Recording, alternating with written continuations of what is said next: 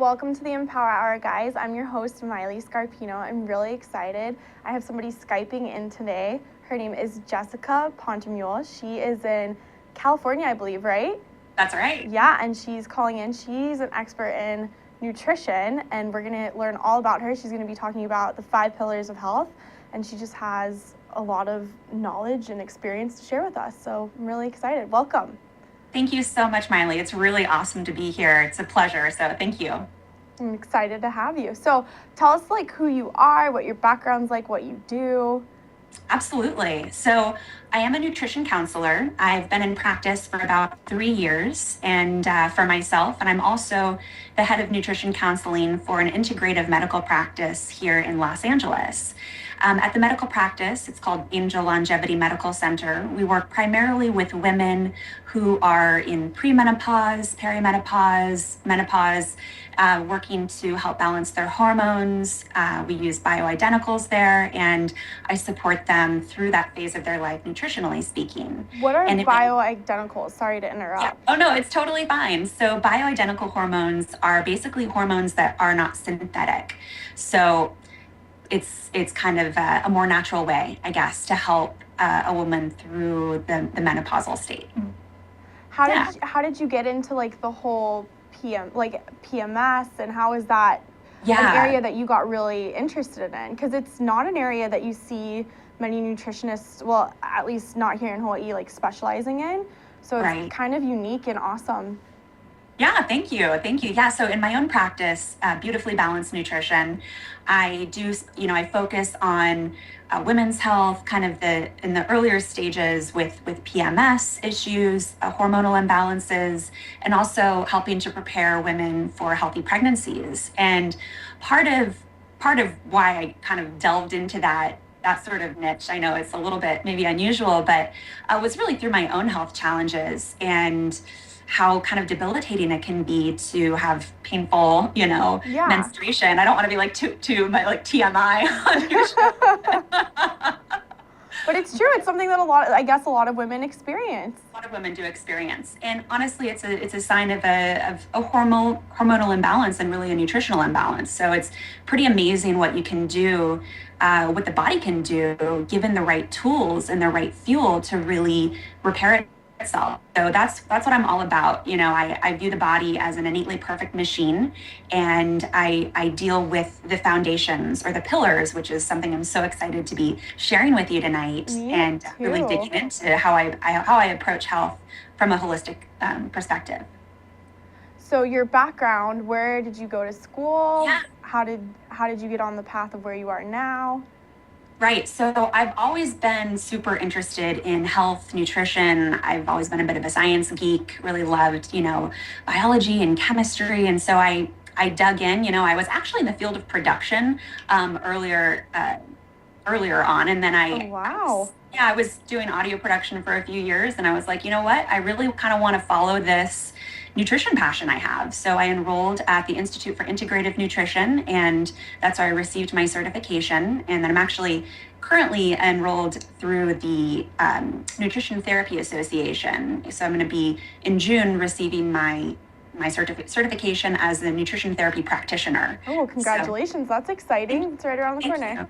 Yeah, right around the corner. Absolutely. So it's been a really great adventure, wild ride, and it's just such a pleasure, to work with people around their health. I really feel very blessed to have the opportunity to do what I love and do it on a daily basis. So, yeah. And do you see that health is really important and that it actually is debilitating in some areas, when people... Oh, absolutely.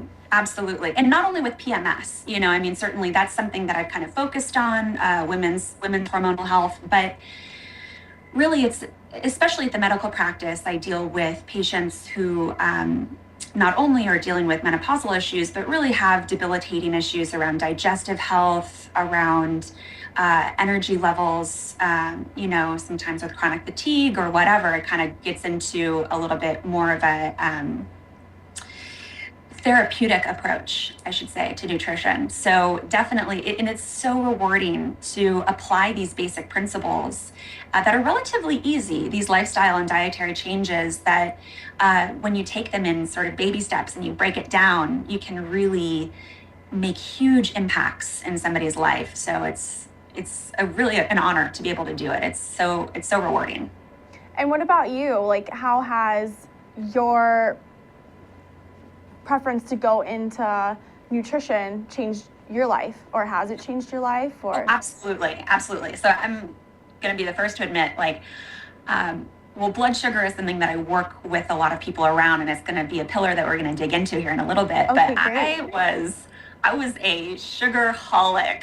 Like, all growing up, it was definitely it was my vice, just candy and soda. And my mom is such a wonderful mother, and she was so health conscious. So it was kind of funny, it was like we always had these healthy snacks and not a lot of sugar in the house. But man, when I wasn't in the house, I would just sneak anything I could. So it's really interesting to see the changes that I've been able to make in my own health. And, as I kind of briefly touched on my own history with PMS and how debilitating that can be. There were days where it was like you would pass out from the pain, and it's like, we don't need to experience that as women or. And that's so interesting, because I never knew that. I've never met everybody that I've met that's had really bad PMS problems. It's always been, well, I need to take these medications or do this, or this is what my doctor gave me, or I just need to rest on the sofa. I've never heard, it's an imbalance in the body. So it's so interesting. Right.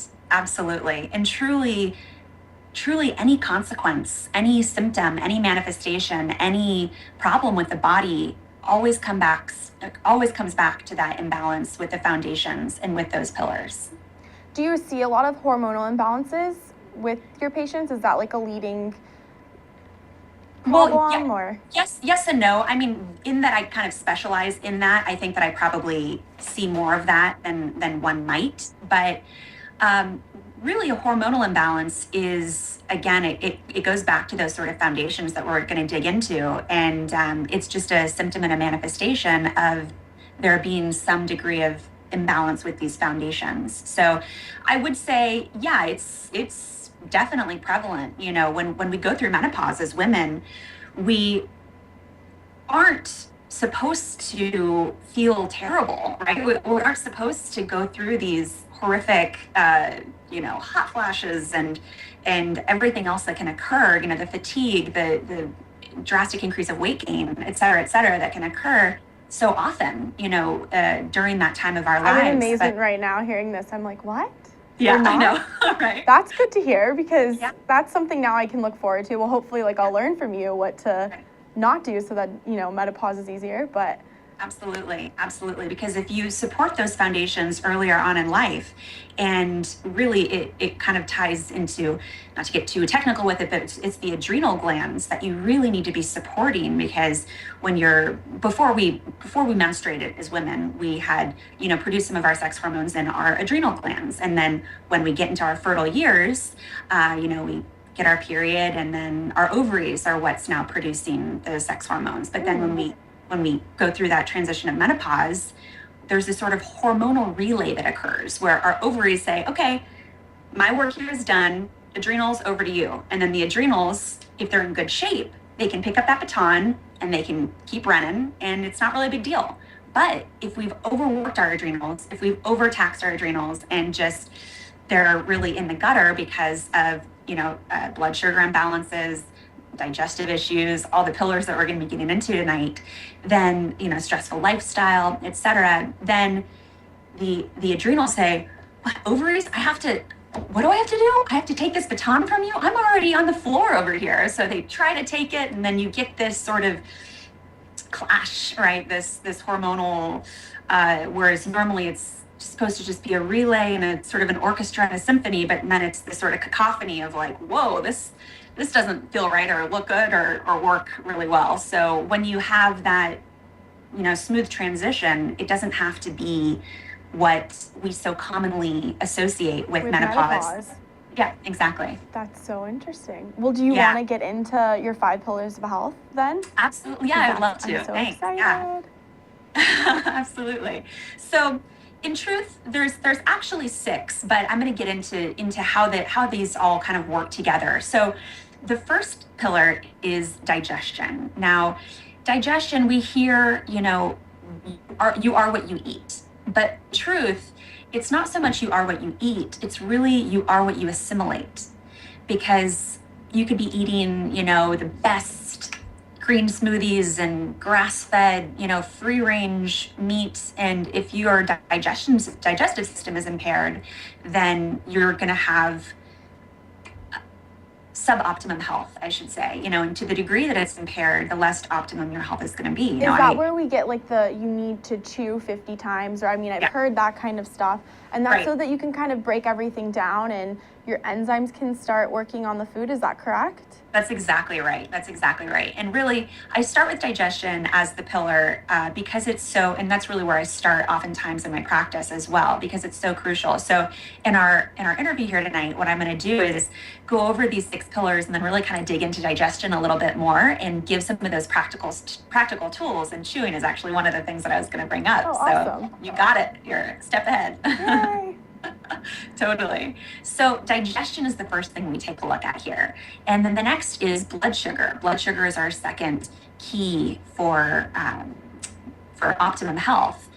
At the root of so many problems, so many physical problems we have really lies in blood sugar imbalance. Our blood sugar is what's responsible for giving us our energy, and our body needs energy for every single metabolic process. So if that system is compromised, then we're going to be having issues kind of all across the boards. Now, the third pillar that we really focus on here, and I should just take a step back and say with blood sugar balance, it's so important that we really focus on nutrition when we are talking about blood sugar balance. This is, while it's one of the biggest pillars that we can address to achieve optimal health, it's also really one of the easiest that we can automatically change and affect through what we're putting in our mouths every single day, by eating the nutrient dense whole foods diet, and by bringing down some of those sugars, by bringing in those good fats and proteins, which we'll get into a bit here. But really, blood sugar balance is just such a key crucial thing, and actually a blood sugar sort of control diet is one thing that I really like to introduce my patients and clients to right off the start. And I will say too that I created a little giveaway here, so anybody who's listening is welcome to get it. I might as well just bring it up now since I'm thinking of it. It's a pantry makeover kit, so it definitely ties into all of these pillars, but really blood sugar specifically, which is why I bring it up now. And blood sugar, when you say blood sugar, does that have to do with like insulin? Yes, that's exactly right. And we want to make sure that we're eating the right foods to help support those levels. So if you go to beautifulybalanced.net/pantry makeover, you can download this pantry makeover kit, and it gives healthy foods you can stock in your pantry, snacks, things like that, things that are going to be beneficial for blood sugar levels and beneficial for all of these pillars of health, as opposed to robbing you of your nutrients or depleting these nutrients. So just wanted to say that before I forgot. That's awesome. Thank you. Thanks for throwing that in there. So those of you watching, go do that. It's an awesome opportunity that you get. Awesome. Now, the third pillar that's so crucial is our mineral status. Now, with our minerals, at a chemical level in the body, right, we have something called enzymes. And these are like the little construction workers that do all those little chemical tasks in the body. Now, each of these enzymes, each of these construction workers, they need a mineral in order to do their job. So, for example, like you brought up the term insulin. So just to define that in case somebody's not familiar with what insulin means, insulin's a hormone. It's a storage hormone so you have your sort of, you can think of your blood sugar as sort of this ideally even band here. And we want to keep our blood sugar low, right? Or you want to keep it stable.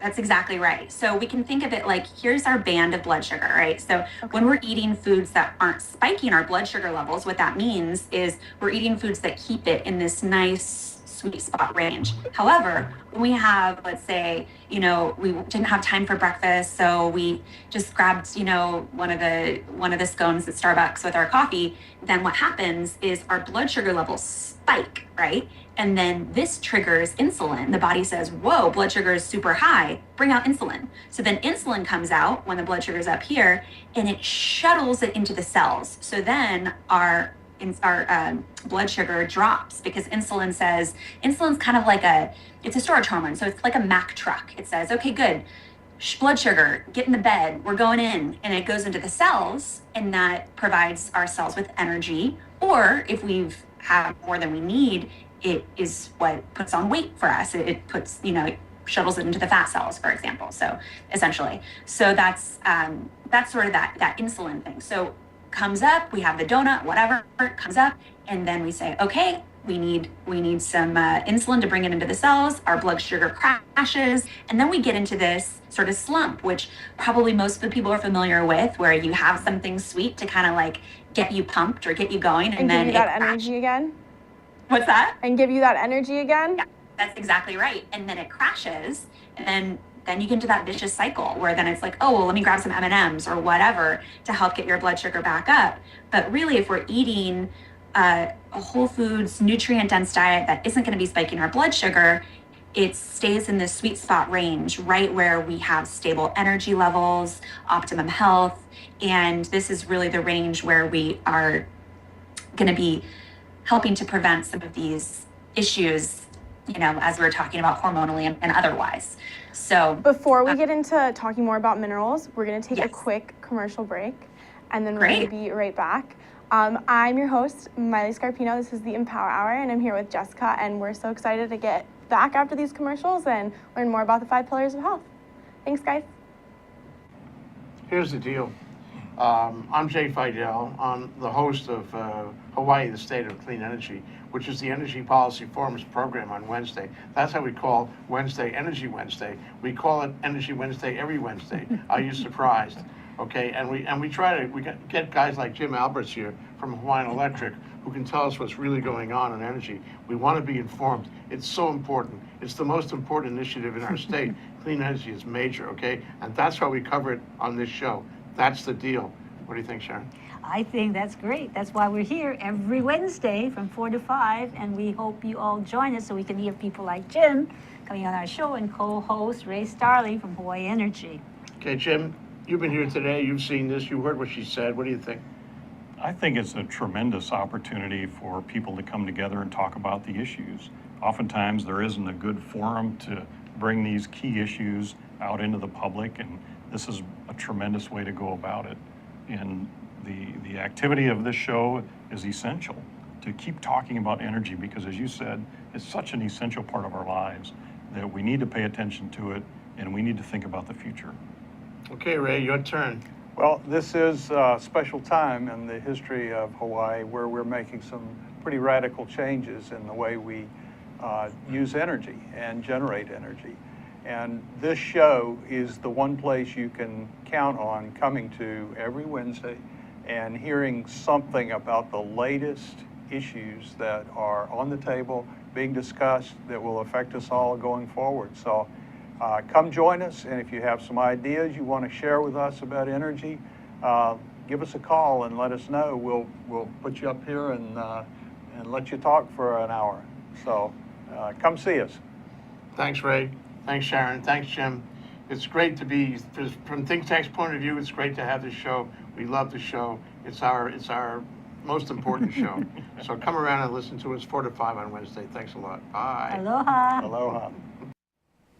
Aloha, I'm Hunter Hevelin, host of Sustainable Hawaii here at Think Tech Hawaii. You can tune in every week on Thursday at 2 p.m. to see interviews with sustainability professionals from around the state and even further abroad, learning about activities with water management, food security, waste management, and a whole host of other fascinating opportunities to get engaged with making a greener island. So if you're interested in making the transition from consuming individuals to communities of producers. Check us out every Thursday. Welcome back to the Empower Hour, guys. I'm your host, Miley Scarpino. I'm here with Jessica Pontemule. Did I get that last name right again? You got it. Yes. I'm becoming an expert. We are talking about the 5 pillars of health, and we were just talking about minerals. So Jessica, why don't you get back into that? Awesome. Absolutely. So we were talking about insulin and how insulin is sort of that storage hormone that when your blood sugar spikes, right, we have insulin come out to bring it down into the cells so that it can regulate that blood sugar. Now, in order to make that sort of transaction, in order to make that transition, we need a certain mineral for that. And that mineral, those minerals are chromium. So important that we have, and this is just one example of the, countless amounts of enzymatic reactions that are occurring in our body every second. So it's so crucial that we have these minerals to really ensure that just one of the things is that those chemical reactions can occur. Of course, there's lots of other reasons why we need minerals, but that's sort of one example of why it's so important that we have a good mineral status. And we can get that through healthy fruits and vegetables, ideally organic whenever we're able to. Why organic? Like what are the benefits of eating organic foods versus what are they, conventional foods? Is that right? The right word? You could call them conventional. So one of the things, and again, I mentioned I work with people around digestive health quite a bit. So one of the things with organic versus non-organic produce is that when it's conventional, it can be sprayed with pesticides, which are chemically derived, and this can be problematic actually for our intestinal tract. So and this is just one of the reasons, but there's also there's a great publication by the Center for Science of Public Interest, CSPI. They make a great magazine called Nutrition Action, and I would really recommend anybody who's interested in kind of getting a, quarterly or however often they print it, little review of how to apply and, get better nutrition in your life. It's a great little publication. I'm going to write that down right now. Nutrition Action. Nutrition Action. It's a really good one. Action. And they actually published a graph a couple years back, and I remember one of the publications I received, and they compared conventional versus organic, and quite, in some cases, drastic differences in terms of the mineral content and the vitamin content of organic produce versus inorganic. So that's one, study that I'll draw on. And another thing that I will recommend too is a resource called the Environmental Working Group. Now they put out something called the Dirty Dozen and the Clean 15. Ooh. So I know, it's cool, right? So the Dirty Dozen are 12 fruits and vegetables that are the most heavily toxic, basically. The ones that, I know organic can sometimes be hard on the wallet, they can be more expensive. So if you're on a budget, if you don't really know what you should prioritize when it comes to organics, go for getting the Dirty Dozen. Can you list a couple of the Dirty Dozen? Like apples, blueberries, the Clean 15, I think like bananas are on there, more of the thicker skin vegetables. The list actually changes a little bit every year, so okay. I don't want to misquote it, but you can find it. You can find a printout of it online, and it's for free. Oh, the Dirty Dozen at the Environmental Working Group. Yeah, okay. So that's a great resource as well. So back to minerals, you can really get some of these good minerals through, your fruits and your vegetables. I really like to encourage people to, if they can, make it a game to try to eat 5 different colors at each meal. And so this might look like, some chicken, which would be white, right? So we have our white covered. We want maybe a dark green, either it's like a lettuce or a kale, or maybe you mix in some red leaf lettuce with that. So you do a green lettuce and a red leaf lettuce, and now you have red. Maybe you can do an orange carrot in there, and maybe some yellow bell pepper. So if you can get those 5 colors, if you can just kind of think with that as something to strive for, can be a little bit tricky, but if it's something you can strive for, 5 colors at each meal, you know that you're really getting a broad spectrum of nutrients, a good spectrum of different minerals, different antioxidants, really, when we see those different colors, and just a great rule of thumb to help you make sure that you're getting a balanced diet. And this question's going to be like a little bit off base, but it's okay. I want to know the answer. different colors are important in the diet, but then how does cooking them and changing their construction, how does that affect the way they're digested and the way the nutrients are actually absorbed, or are the nutrients even really in there anymore? What happens? So that's a great question, and that's definitely something I can talk about for a long time. It's the whole other sort of ball of wax there. So with raw foods, what I suggest to my patients and clients is that you eat a diet of 50% raw and 50% cooked, because you're totally right that there are certain enzymes specifically that after you heat them, specifically it's around 115 degrees to 118 degrees. After you heat them, those enzymes die. They're not available to us anymore. So you're absolutely right when there are certain nutrients that are only available to us in that raw state. However, we have to kind of weigh it. There are some vegetables, like carrots are an example, where a lot of people, more often than you might think, do have a bit of digestive imbalance or compromised digestion. And so sometimes we can't totally break down the fiber as well as we can when it's been lightly cooked, like lightly steamed, for example. So those fibers sort of open when we cook and steam our vegetables. So that's why it's really, I think, important to do a mix of the 50% raw, 50% cooked, so you really kind of have all your bases covered. But with something like minerals, just on that topic, it's not heat sensitive at all. So you can cook a mineral, it's like a rock. You kind of think of it, outside, it's like you freeze a rock, you burn a rock, it's all the same thing, kind of on maybe a little bit of a morbid topic, but if you're cremated, what's left of you is minerals. That's the little pile of ash is mineral. Those are you in mineral form. So there you go. That's a good fact right there. Interesting. Yeah. So then moving on with our next pillar of health. So we have our fatty acid composition. Now fats, this is like its own whole big topic too, right? So with fats, they really had been demonized quite a bit in these last decades. And it's really unfortunate because it's been to the detriment of our health, in my opinion, because healthy fats are so crucial. And a lot of times, right, correct me if I'm wrong, when they take fats out of things, they increase the sugar in order to maintain the taste, which is even worse. You're totally right. And that brings us back, right, to our blood sugar pillar. So they all interrelate here. So you're totally right. When they take out fats, fat gives flavor. Fat really is what makes things taste really yummy. So when we take out, and it also is what gives us that satiety, that feeling of, satiation after we eat. So when we take out the fat, we are left with something that's like a little bit bland and somewhat tasteless. So then we have to increase the sugar. Usually we have to increase some salt in there too.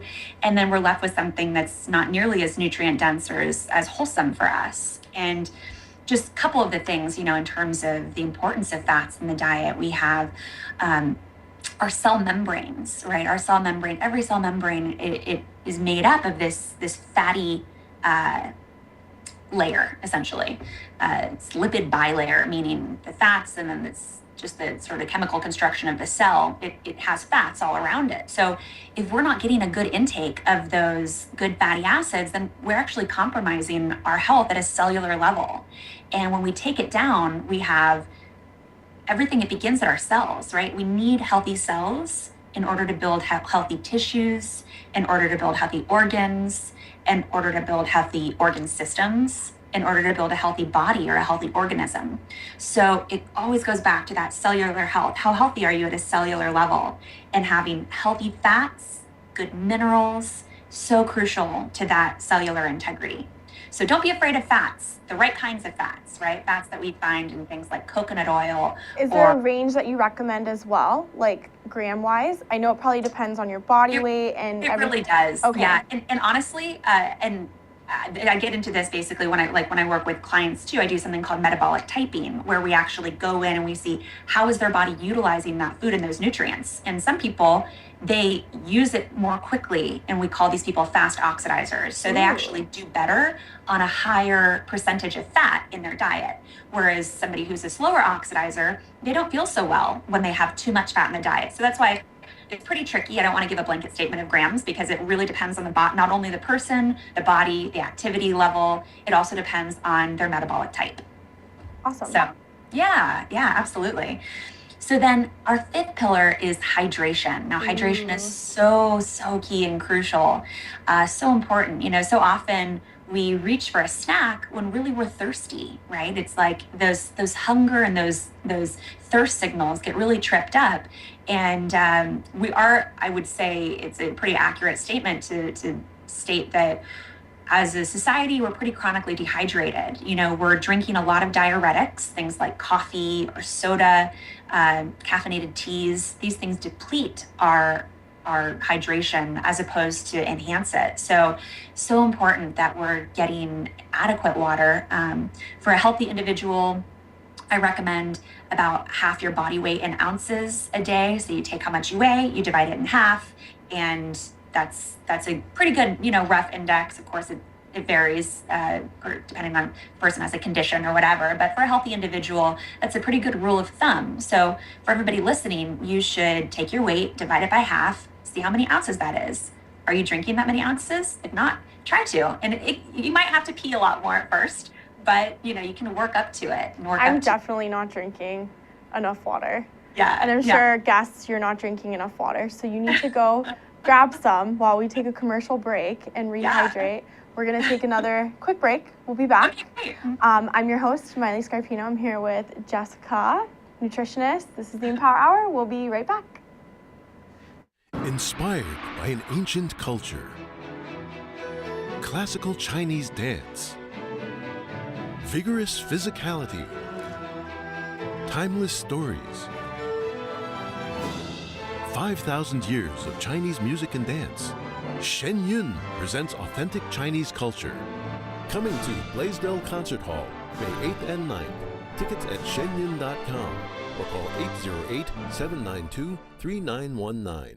Aloha, Yappers. This is your host, Kingsley, for The Yap Show. Every Friday, 3 p.m. to 4 p.m. Eastern Time. You can catch us here live, Think Tech Hawaii, and then later on, we upload to our YouTube channel. We talk about youth issues, policies, youth programs, and how to transition yourself into adulthood. But this was like a sign, I guess. Hey, Mike's like, hey, now's your chance to go back to school, which I'm doing. Catch us here again live, 3 p.m. to 4 p.m. Hawaii Standard Time. Aloha. Welcome back to the Empower Hour, guys. I'm your host, Miley Scarpino. I'm here with Jessica Pontemule. I got it right that time again. You got it. Yes. We are talking about the 5 pillars of health, and right now she's talking about hydration, which is so crucial. And you were saying, Jessica, to take your body weight divided by half, and that's the amount of ounces Right. you're supposed to be drinking? Yes, exactly. So I know it kind of can seem like a lot. And as I was mentioning, you can certainly work up to it, because if you're going from like no water per day and then you try to get in, 3 liters of water a day, then that can be a little tricky. So you can build up to it. You can, take it at a gradient. And another thing that I recommend, and another thing that ties into this concept of hydration, is actually going back to mineral balance. Electrolytes. You've probably heard that term, they're in sports drinks, things like this. All that can you name some electrolytes? Yes. Potassium is one, right? Calcium, magnesium. So these are when I say electrolytes, these are specific minerals that are important for sort of the electrical activity of our bodies. Okay. And they're really crucial with hydration. So that's exactly right. Some of those that you named, and you can find them, what I personally like to do, rather than have like something like these sports drinks that can be a little bit more highly sweetened and having too much sugar in them. Gatorade is ridiculous. I know. I look at that and I'm like, you could just eat 5 candy bars for. I know. I didn't want to name names, but I was gonna be like Gatorade. It's horrible. The amount of sugar, and there's like 4 servings in drink, so people don't realize it, and they're just like, oh yeah, I'm hydrating. I'm like, no, you're not. I know. It's so unfortunate because all that sugar, it's dehydrating actually. So if you want to hydrate, the best way to do it is with pure filtered water. If you kind of don't like the taste of water, which is oftentimes, problems that I run into with patients and clients are just like, it tastes boring. So what you can do is you can squeeze in a little bit of lemon, squeeze in some lime, and hydrate yourself that way. And in addition, especially as we are approaching summer here and getting into these hot months, you should add in some electrolytes to your water every now and then. You can get these packets that don't have any added sugar. You want to stay away from like sugar-free because we don't want to get like the chemicals in our body. If it is sugar-free, just flip it over, try to read those ingredients. If you see something like sucralose or aspartame, you want to try to stay away from that.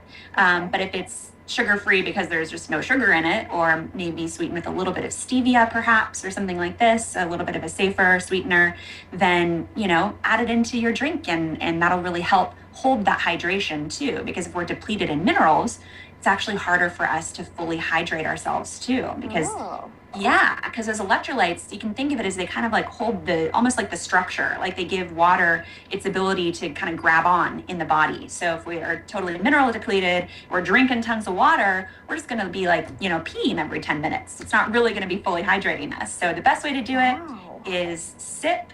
And when you're chugging, again, your body's just like, whoa, way too much water, let's go to the bathroom. But if you're sipping, you're taking sips all throughout the day, that's really the best way to hydrate. Okay.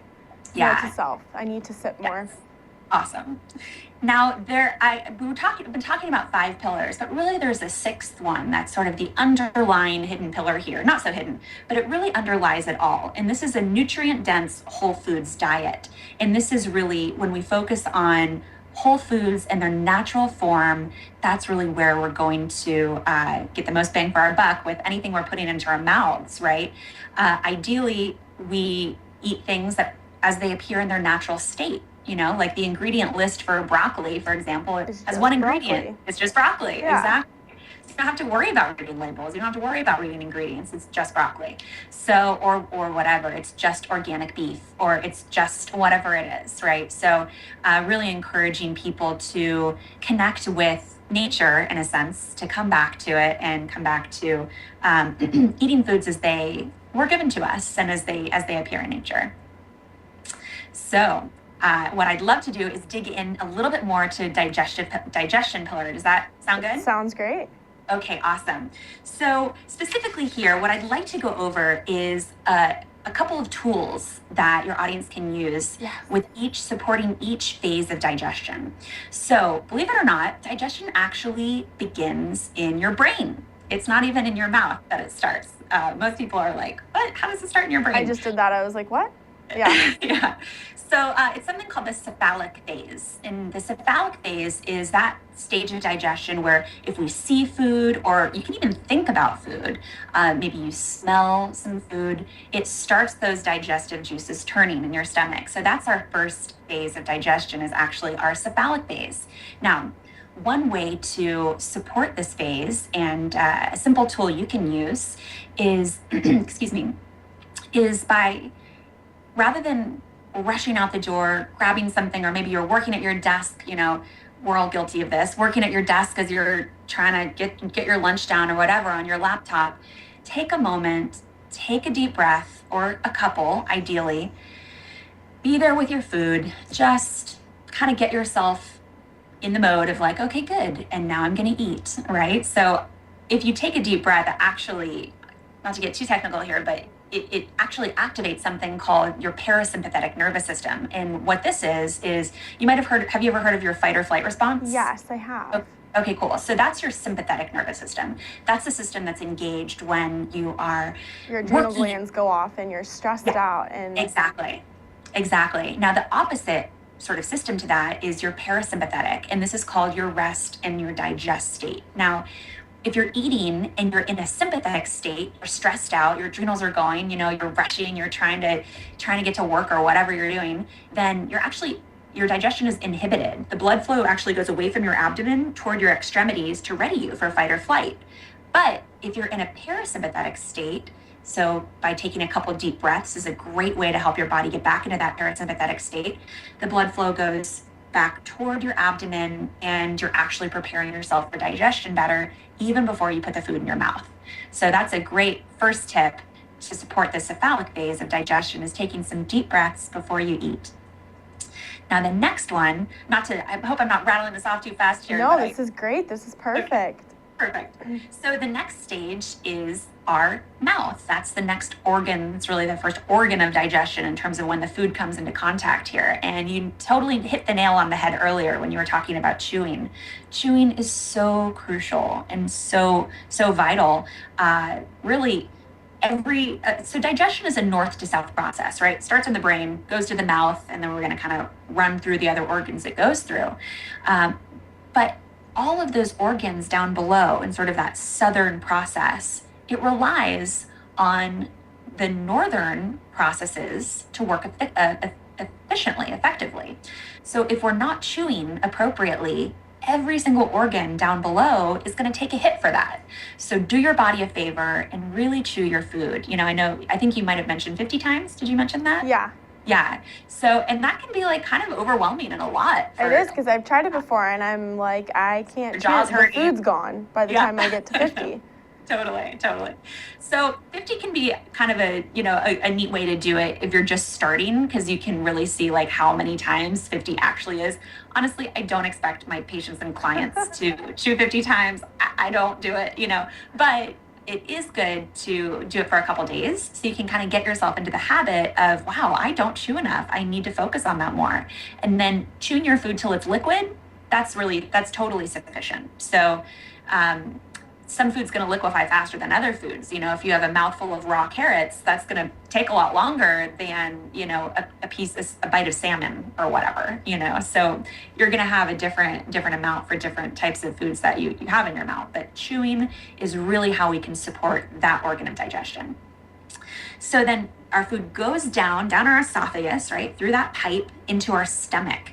Now, not a ton of assimilation happens here. We're talking about digestion versus assimilation, right? So with digestion, we're breaking down those things into little tiny pieces so that we can bring them through our intestinal lining, so we can then use them. We can assimilate them into our bodies. So not a ton of assimilation happens in the stomach, but a lot of that's a primary site of digestion, right? It's this organ, and it sort of has this churning motion that it does, and it squirts in some hydrochloric acid. So it's a very acidic organ. And unfortunately, a lot of people actually don't produce enough hydrochloric acid these days. So yeah. So it's an interesting thing. Even I work with people with acid reflux, for example, and oftentimes it's like, I have too much acid. It's such a strange thing, but oftentimes it's actually not enough acid. Oh. And there's a book that I would recommend for anybody who has questions about this or is curious and would like to go in more to it, is a book called Why Stomach Acid is Good for You.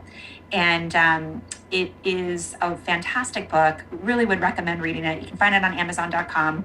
Why Stomach Acid is Good for You. And it really dispels some of these wrong ideas that a lot of us have about stomach acid and why you really need it. It's so important. And one of the ways to support good stomach acid is actually having a little bit of apple cider vinegar, for example. Before I do that. I put it in my water. Great. Hey, awesome. Look at you. So that's a fantastic way to help that digestive process in the stomach. So then after we bring the food down into the stomach, then it squeezes out of the stomach into our small intestine. Now, this is the site where it's been all acidified, right, in the stomach, but in the small intestine, it has to go alkaline again. So what happens is our pancreas actually squirts out some bicarbonate, actually, and that brings the acidity on down or up, becomes more alkaline. And if we've eaten a meal with some fat in there, then our liver produces bile, and our bile has been collected in our gallbladder, and the gallbladder squirts that bile into the food, into our small intestine. Now, if we go back to those foundations, right? The fatty acid status, it's so crucial. But if we don't have proper bile function, we actually can't digest our fats. because the bile is what emulsifies those fats. It breaks it up into these little tiny droplets so that we can then pull it through. It goes into our lymph actually, and then it gets dispersed throughout the body, and we're able to use that good fat to build those healthy cell membranes to help, build our tissues and all the vital processes that's going on in our bodies. So really, bile function is what I want to kind of stress here and give you that action step. Something you can do to help your bile function is actually beets, the vegetable. Yeah, beets are great for biliary function. So, I hope you like them because they're really good for you, and they help that bile secretion and actually even better than Jessica, I hate to cut you off. We're learning so much here, but we've hit the end of our show. Okay, no problem. And I would love to have you back so that we can talk more because you have so much knowledge about all of this, and I'm sure tons of people want to learn more. So is that something you'd like to do in the future? Come back on? I would love to. Okay. Well, thank you so much. I'm your host, Smiley Scarpino. This is the Empower Hour. Thanks for watching, guys. Have a great weekend. I was here with Jessica Pontermule. I got it right again. Aloha Friday. Have a good one tomorrow, guys. Thank you. Be smart on your nutrition, and see you next time.